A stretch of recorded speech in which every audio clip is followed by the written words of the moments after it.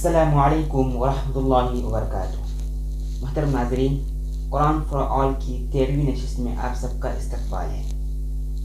ہمارا آج کا سوال تھا قالوا لم نک من المصلین ولم نک نطعم المسکین۔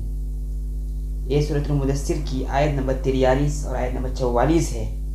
اس سے کون لوگ مراد ہیں؟ ہم نے آپ کے سامنے اس کے لیے 4 آپشن بھی دیے تھے۔ اس کا جواب با یعنی جہنمی لوگ ہیں۔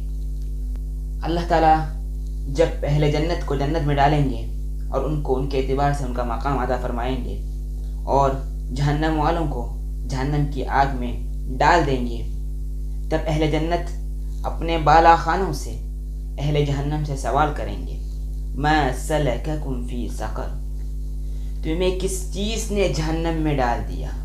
تم نے ایسا کون سا کام کیا کہ جس کی وجہ سے تم جہنم میں چلے گئے؟ تو وہ فرمائیں گے، تو وہ کہیں گے لم نک من المصلین ولم نک نطعم المسکین۔ یہاں پر 2 چیزیں ذکر کی گئی ہیں اور آگے اور 1-2 چیزوں کا ذکر کیا گیا ہے۔ یہاں تو سب سے پہلی چیز حقوق اللہ کے متعلق ہے کہ ہم نماز نہیں پڑھتے تھے اور ہم مسکینوں کو کھانا نہیں کھلاتے تھے۔ تو معلوم ہی ہوا ہمیں حقوق العباد کو بھی اور حقوق اللہ کو بھی صحیح سے ادا کرنا چاہیے۔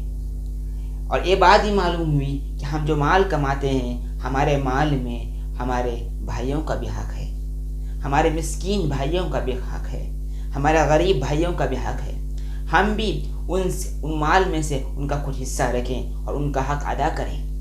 اگر ہم ان کا حق ادا نہیں کریں گے تو ہمیں وہ چیز جہنم میں لے جائے گی، چاہے نماز کے متعلق ہو، چاہے مسکینوں کو ان کے حق دینے کے متعلق ہو، حقوق العباد کے متعلق ہو۔ تھوڑی سی بھی بے راہ روی، تھوڑی سی بھی ہماری اس سے ذہن ہٹنا ہمیں جہنم میں لے جا سکتا ہے۔ اسی لیے ہمیں دونوں حقوق کی پاسداری صحیح طور پر کرنی چاہیے۔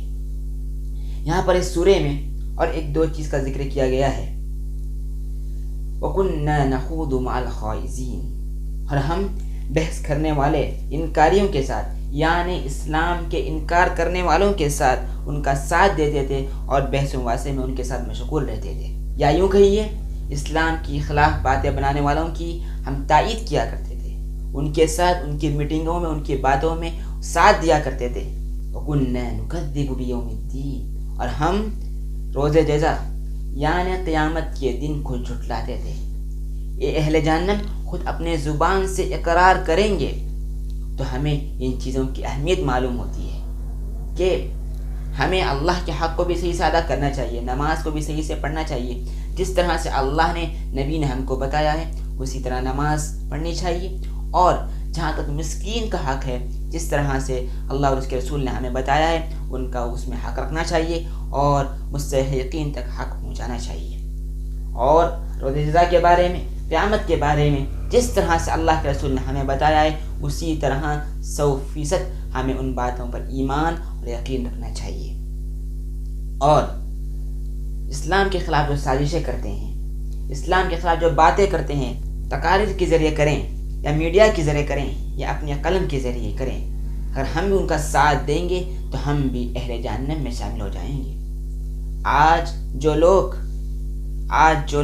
اس طرح کی باتیں کر رہے ہیں، اسلام کے خلاف سازش کرنے والوں کا ساتھ دے رہے ہیں، اپنی صفوں میں کھڑے ہو کر دوسروں کی بات چھوڑیے، اپنی صفوں میں کھڑے ہونے والے، اپنے آپ کو مسلمان کہنے والے، اگر دنیا کی چند ٹھیکریوں کی خاطر، دنیا کے عہدے کی خاطر، دنیا کی اس پولیس فورس اور سیکیورٹی کی خاطر، اپنے حفاظتی دستے کی خاطر جو باتیں کر رہے ہیں، یاد رکھیے یہ چیزیں آپ کو دنیا کی حد تک کام آ جائے گی، اور آپ کو جو سرپرستی مل رہی ہے جن کی بھی ملے، یہ سب باتیں اور یہ سب چیزیں آپ اپنے قوم سے غداری کر کے، چاہے ملکی پیمانے پر ہو رہی ہو یا ہندوستانی پیمانے پر ہو رہی ہو، بہرحال ہمارے صفوں میں کھڑے ہونے والے ہی خود اپنے قوم سے غداری کر کے دنیا کے سیاسی آقاؤں کو خوش کرنے کے لیے یہ کام کرتے ہیں، اور ان کو باقاعدہ تائید بھی ملتی ہے، اور اپنے بیانات کے ذریعے اور اپنے عمل کے ذریعے خود شرکیہ باتوں کی، شرکیہ اعمال کی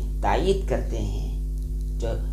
جو مسلمانوں کے خلاف سازشیں ہو رہی ہے اس کی بھی تائید کھلم کھلا کرتے ہیں اور اس چیز کو محبت کا، ایکتا کا، اتحاد کا نام دیتے ہیں۔ یاد رکھیے آپ کو یہ سب چیزیں دنیا کی حد تک ہی کام آئے گی، پھر وہاں پر کوئی آپ کا سفارش نہیں ہوگا۔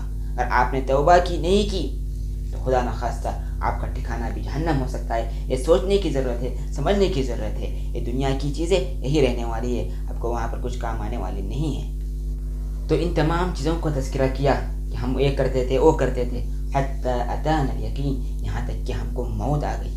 اگر یاد رکھیے اگر اسی حالت میں موت آ جائے گی تو خدا نخواستہ آپ کا ٹھکانہ جہنم ہوگا۔ فما تنفعهم شفاعۃ الشافعین، بس شفاعت کرنے والوں کی شفاعت اسے کام نہیں آئے گی، یا شفاعت کرنے والوں کی شفاعت اس کے حق میں قبول نہیں کی جائے گی، تو اس طرح سے کام کرتے ہیں۔ اور یہ بات تو سب جانتے ہیں اللہ کی رضا کے بغیر کوئی کسی کی سفارش نہیں کر سکتا، تو ہمیں ان تمام باتوں کو ذہن نشین کرنے کی ضرورت ہے۔ جیسا کہ میں نے ملکی حالات کے بارے میں کہا، جو مسلمانوں کے خلاف سازشیں ہو رہی ہے، ملکی پیمانے پر ہو رہی ہو یا عالمی پیمانے پر ہو رہی ہو، وہاں پر کسی نہ کسی طریقے سے، کسی نہ کسی راستے سے ہمارے صفوں میں کھڑے ہونے والے غداروں کا ساتھ ہوتا ہے۔ تو ان کو سمجھنے کی ضرورت ہے، اپنے آخرت کو سوچنے کی ضرورت ہے۔ یہ دنیا کی چند ٹھیکریوں کی خاطر، یہ عہدے کی خاطر اور اپنی واہوائی کی خاطر اور چند نام نہاد سیکولروں کی محبت کی خاطر آپ جو کر رہے ہیں یا غلط کر رہے ہیں، اللہ تبارک و تعالیٰ سے دعا ہے کہ اللہ تعالیٰ ہمیں بھی توفیق عطا فرمائے اور ہمیں قرآن کو صحیح طور پر سمجھنے کی توفیق دے۔ السلام علیکم۔